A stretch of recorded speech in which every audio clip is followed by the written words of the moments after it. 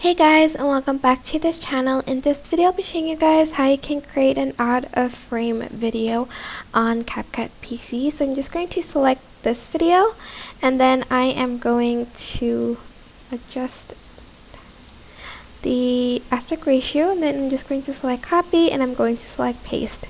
Then on the first video I'm going to select mask and I'm going to select circle, and I'm just going to add the circle in.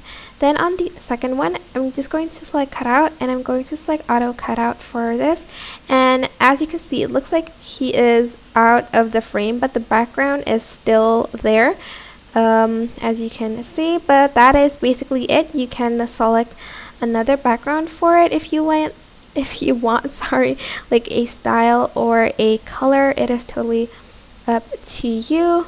Let me just find one, for instance like this one or this one. It's again up to you, but that is basically it. I hope this tutorial was helpful for you guys. Don't forget to like, comment, share, and also subscribe to this channel if you haven't done that already. If you have any questions, just leave it in the comment section down below and I will try my best to answer them all for you guys.